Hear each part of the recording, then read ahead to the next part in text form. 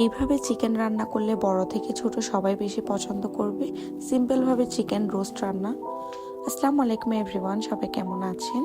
এখানে আমি একটা প্যানের মধ্যে তেল দিয়ে পেঁয়াজ বাটা, রসুন বাটা, আদা বাটা দিয়ে কষিয়ে নিয়েছি। এরপর এখানে আমি পোস্তদানা, কিশমিশ এবং কাঠবাদাম দিয়ে এটা ভালোভাবে কষিয়ে নেওয়ার পরে কাঁচা ভাবটা যখন চলে যাবে, এরপর এখানে আমি বেসিক যে মশলাগুলো আমরা রান্নাতে ইউজ করি, মরিচ গুঁড়া, ধনিয়া গুঁড়া, জিরা গুঁড়া, হলুদ গুঁড়া হালকা করে দিয়ে আমি এটা কষিয়ে নিব।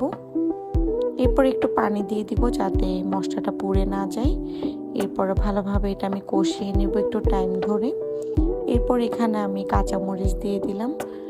যে কোনো রোস্ট রান্নাতে আপনি যখন একটু কাঁচামরিচটা ফালি করে দিবেন তাহলে এটার স্মেলটা অনেক বেশি সুন্দর আসে। এরপর এখানে আমি টমেটোটা দিয়ে দিলাম। আমি একটা পুরো টমেটো ইউজ করলাম এখানে। এরপর আমি পাশের চুলা এখানে সাদা পোলাও বসিয়েছি, সেটাই নেড়ে চেড়ে দিচ্ছি। ফ্রাইডে মানে রিচ খাবার দাবার থাকতেই হবে। আর এখানে আমি এখন ভেজে রাখা আগে থেকে চিকেনগুলা দিয়ে দিলাম। আমি চিকেনের সাইজটা খুব মিডিয়াম সাইজে করেছিলাম।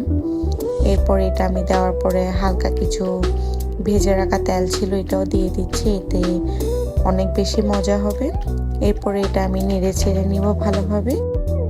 মাংসটা দেওয়ার পর এখানে আমি ভালোভাবে এটা সময় নিয়ে মশলার সাথে কষিয়ে নিব, এতে টেস্টটা অনেক বেশি বাড়বে। এখানে আমি রোস্টের মশলাটা দিয়ে দিচ্ছি। এখানে আমি 2 হতে 2.5 টেবিল চামচ রোস্টের মশলা দিয়ে দিলাম। আর চিনিটা অবশ্যই দিতে হবে, চিনি দিলে এটা অনেকটা ব্যালেন্স করে স্বাদের, অনেক বেশি ভালো লাগে। যারা একটু বেশি মিষ্টি পছন্দ করেন রোস্ট তারা একটু বেশি দিবেন, আর যাদের মিষ্টি কম পছন্দ তাহলে কম করে দিবেন। এখানে আমি 2 চামচ চিনি দিয়ে দিলাম। এরপর এখানে আমি লিকুইড দুধ অ্যাড করে দিলাম। লিকুইড দুধ দেওয়ার পরে এটা আমি হালকা পানি দিয়ে এটা আমি ঢেকে দিলাম। এরপর আমার রোস্ট রান্নাটা প্রায় শেষের দিকে। এভাবে চাইলে আপনারা খুব সহজে ঘরে কম উপকরণ দিয়ে বানিয়ে নিতে পারবেন। আজকের আমার রেসিপিটা কেমন লেগেছে অবশ্যই বলবেন। যদি ভালো লাগে অবশ্যই লাইক, কমেন্ট অ্যান্ড শেয়ার করবেন। আমার ভিডিওগুলো ফলো দিয়ে আসবেন। আসসালামু আলাইকুম, থ্যাংকস ফর ওয়াচিং।